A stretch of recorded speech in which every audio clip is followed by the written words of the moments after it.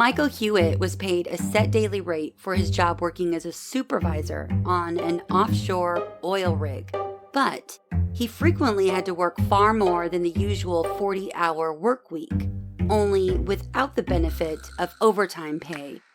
So, Hewitt sued his employer, Helix Energy Solutions, to get the overtime pay that Hewitt argued was owed to him under the Fair Labor Standards Act, FLSA.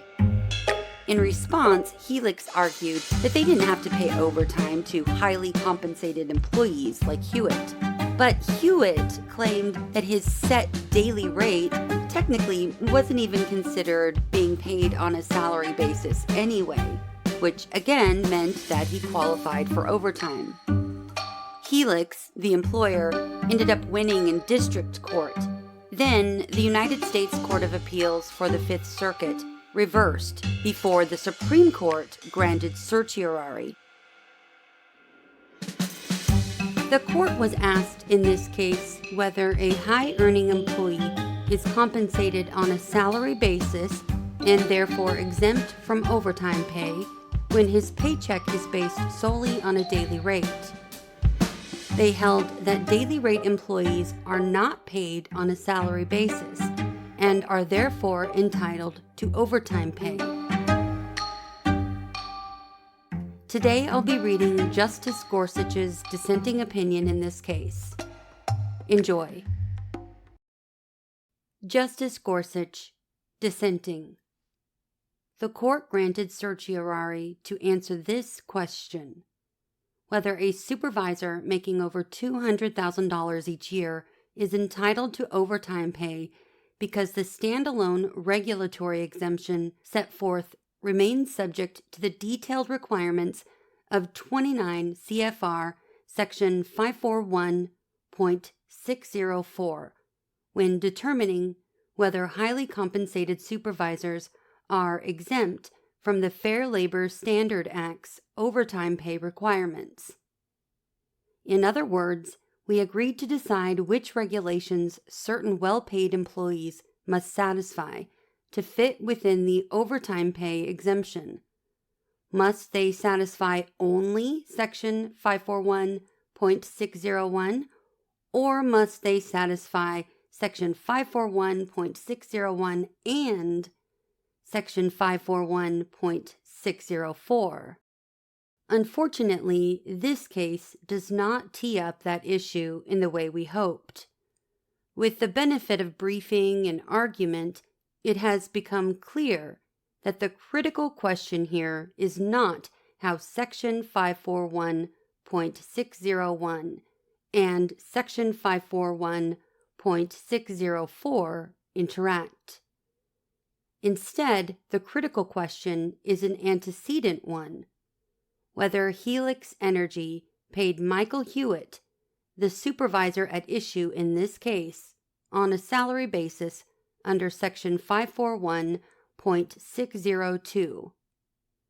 As the court explains, the proper interaction between Section 541.601 and Section 541.604 matters only if Helix Energy paid Mr. Hewitt on a salary basis consistent with the terms of Section 541.602.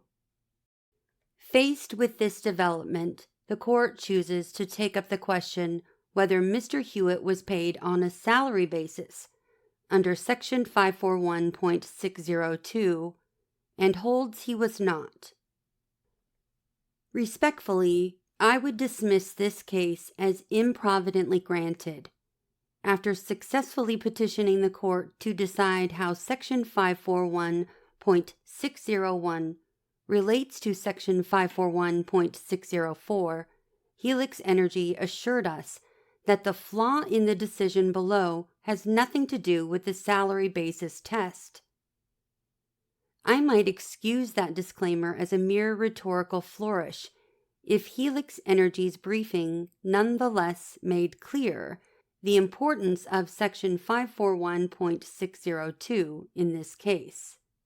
But it did not. The company devoted only about 2 pages to the issue in its opening brief.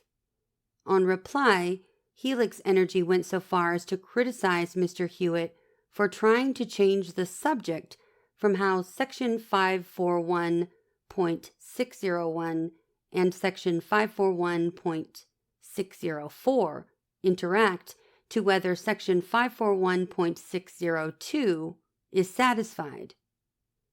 In these circumstances, I would not reach out to address the operation of Section 541.602, a question we never granted certiorari to decide, one on which we have received little briefing, and one Helix Energy even assured us we need not decide. Another reason counsels hesitation too. Helix Energy does not just dispute the proper application of various regulations. It contends those regulations are inconsistent with and unsustainable under the terms of the statute on which they are purportedly based. While Section 541.601, 602, and 604 focused on an employee's salary, Helix Energy submits the statute requires attention to the employee's duties. Understandably, the court refuses to entertain this larger statutory argument because Helix Energy failed to raise it earlier in the litigation. But the fact that Helix Energy forfeited such a foundational argument seems to me all the more reason to leave any question about Section 541.602 to another day.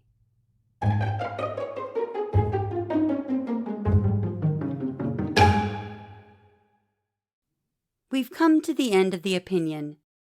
Until next episode, thanks for listening to What SCOTUS Wrote Us.